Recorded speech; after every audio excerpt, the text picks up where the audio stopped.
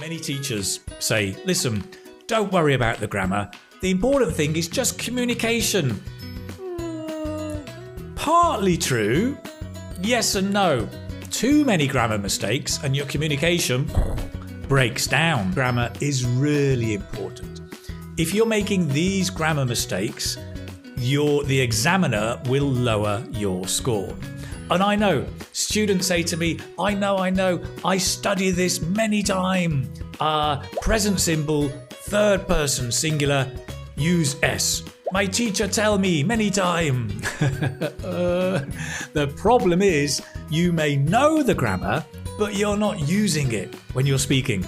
So today, let's look at common, small, noticeable mistakes, and let me show you how to fix them. Let's do it. Right, mistake number one. Let's see if you can spot it. I have a brother who lives in Manchester, and he's older than me, and he works in a bank. Right, did you spot it?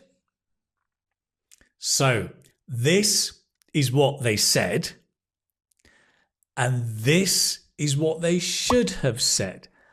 I have a brother who lives in Manchester, and he's older than me, and he works in a bank. Okay, it's the present simple tense, third person, he, she, and it takes S or ES. The problem is a lot of students don't pronounce it, and it's a big mistake. How do you fix it? Very simple. When you're practicing alone, over-exaggerate the S sound, right? Many students just go, he works, he plays, and you can't hear the S. So do this. He works. Keep it going for 2 or 3 seconds when you're practicing. He plays in a band. He works in a bank. He watches television too much. Okay? Practice like that. Just think of somebody in your family and describe them practicing this long S. The other thing to do is if the next word begins with a vowel, we native speakers will often link it. And that's where you notice the S. He works in a bank. In a bank. He works in a bank. He works alone. Alone. He works on Saturdays. On Saturdays. He works on Saturdays. So making that link also shows the world and the examiner that you are pronouncing the S. Practice like this and you'll make big progress. Not only knowing the grammar, but using it. Let's move on. Right, here is mistake number 2. Let's see if you can spot it. Yesterday, I went to visit my friend in London. I leave at 6 in the morning, take the train, and arrived around 9 a.m. Right, did you spot it? Okay, so this is what they said. And this is what they should have said. Yesterday, I went to visit my friend in London. I left at 6 in the morning, took the train, and arrived around 9 a.m. The problem is the person is mixing tenses. They're going from the past to the present and back to the past. And when you're telling a series of events like this, you need to stay in the past tense. Simple as that. Now, how do you fix this? First of all, be really clear about how to pronounce the past tense. There are 3 sounds, right? It can be a d, as in played. It can be a t, as in cooked. Or it can be a id, as in departed. There are 3 different sounds you need to practice. But here's another very good question for you, is how can you study grammar in such a way so that when you speak English, you use it correctly? Right? How can you automate your grammar? And I think one way to do that is to make the study and practice together into one thing. And I invented a thing years ago called the Fluency Gym. And the Fluency Gym is like where you're developing your muscles, your grammar muscles, and your mouth muscles so that you're speaking cognitive and physical at the same time. So there you have it. Mistakes you might be making, but hopefully you won't be making in the future. Some ideas about how to fix the mistakes. Summing up, 3 things I think you should take away from this video. Number 1, practice speaking phrases rather than studying and reading. Memorize examples rather than rules. And thirdly, make your own tests. Test yourself, but make your own. 3 great ideas, I hope, to help you fix the problem of these grammatical mistakes. The other thing to do is to make a list of habits that you have and then transpose them into the past using a time reference. For example, I have some habits. I play the violin, I cook on the weekends, and then I put in the past with a time frame. So I play the violin. I played the violin yesterday. I cook on the weekends. I cooked last weekend and I made lasagna. Okay? So you're practicing it and building sentences that are true about you. So first, be clear about the pronunciation. Second, practice transposing like this. Next, mistake coming up. Okay, mistake number 3. See if you can spot it. I like Santander more than London. It's more quiet and the weather is better. All right, did you get it? This is what they said. And what they should have said is this. I like Santander more than London. It's quieter and the weather is better.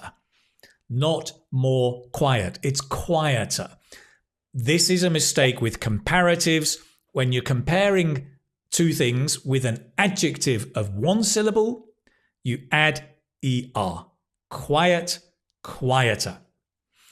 If the adjectives have 2 or 3 or more syllables, then you use more interesting, more beautiful, more economic.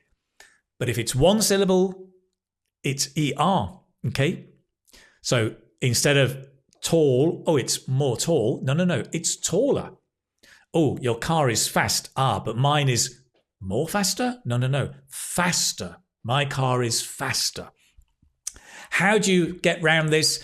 It is a question of practice. You can practice writing, but I suggest practice speaking as well. Let me give you a nice, simple practice activity. Okay, I want you to compare you with me. Very simple, right? Here are 6 adjectives. Tall, short, old, young, fat, slim. And just compare yourself. For example, I am taller than you. And you are shorter than me. I don't know that, but listen, I'm 1.73 meters, so you tell me. I'm 57 years old and I'm pretty slim. So anyway, practice some examples. For the moment, let's look at the next mistake. Right, mistake number 4. Let's see if you can spot it. I like living in a village more because there are less people here, at least compared to London. Interesting. Me too. I like living in a village more.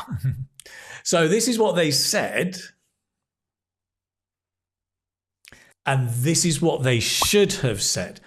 I like living in a village more because there are fewer people here, at least compared to London. Not less people, fewer people, because here we use less with uncountable nouns, right? But if the noun, like people, is countable, you can count people, right? 1 person, 2 people, 3 people. If you can count them, then it's fewer. There are fewer people here, okay? So less with uncountable nouns like water, air, coffee, traffic. You can't count them. Fewer with countable nouns like people, cars, cups of coffee. You can count those, okay? So this is the key to correcting this mistake, is when you're practicing and thinking about it, just think, can I count this, right?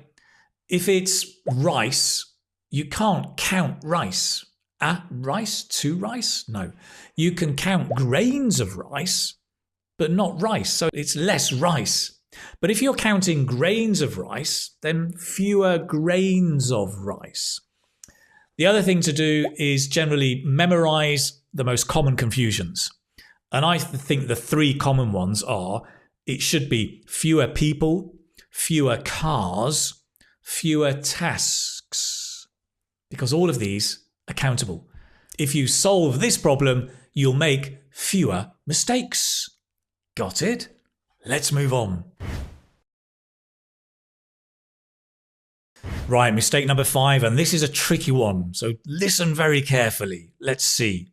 I don't know, where is my book? Can you help me? Did you get it? This is what they said. And what should they have said? I don't know where my book is. Can you help me? Because it's an embedded question. It's not a direct question. The direct question is, where is my book? But if you have a phrase or a clause before that, I don't know where. Do you know where? Then it changes to, I don't know where my book is. The subject comes before the verb. My book comes before is. I don't know where my book is. Do you know where my book is? It's like an inversion, right? For embedded questions. So there's no question mark because it's not really a question. There are many kinds of embedded questions. The most common ones are, I don't know where. Do you know where? I have no idea where. Okay. Of course, you can use this with any question word. Where, how, when, what. Okay. How do you fix this? I think the best thing you can do is to practice transposing. So take a question word like where and just make a list, 3 or 4 questions. Ask yourself the question. Where is the shop? Where is my book? Where is the bank? And then transpose asking someone, do you know where the bank is? Do you know where my book is? Okay.